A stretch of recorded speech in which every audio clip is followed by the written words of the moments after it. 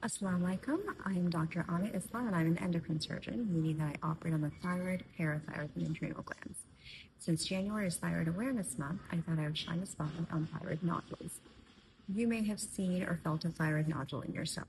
If you have, please be advised that the vast majority of thyroid nodules are benign, and they're very common. At least half of us have some kind of thyroid nodules. If you have noticed a thyroid nodule in yourself, the first step is to go see your physician. Typically, your primary care physician will do a thorough neck exam and order an ultrasound, which is the best imaging modality for thyroid nodules. Depending on the ultrasound characteristics, which look at size, shape, echogenicity, margins, etc., the nodules are classified as either looking sonographically benign or sonographically suspicious for malignancy. If you have a nodule that does look suspicious, the next step is biopsy. This is typically done as a fine needle aspiration, so a small needle that's inserted into the thyroid nodule several times to get a diagnosis. The diagnosis can come back as non-diagnostic, which means that you need a repeat biopsy.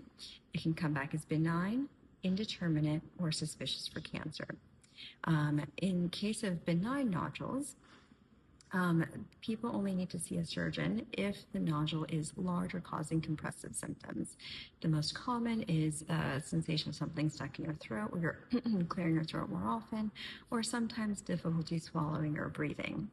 In the case of an indeterminate nodule, sometimes these get sent for genomic testing for further characterization.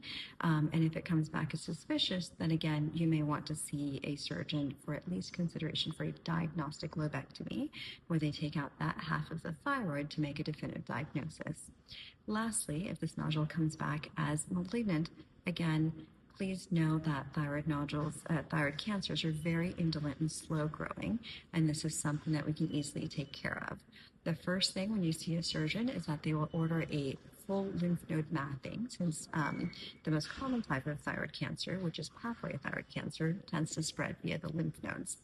If the lymph node mapping does not show anything concerning, then the next steps are either a lobectomy, a total thyroidectomy, or in some very special circumstances, active surveillance.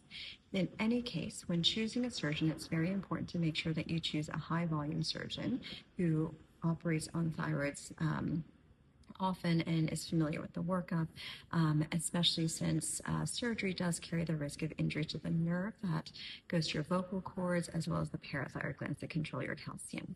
If you have any questions or concerns, please give me a call. Thank you again for your time.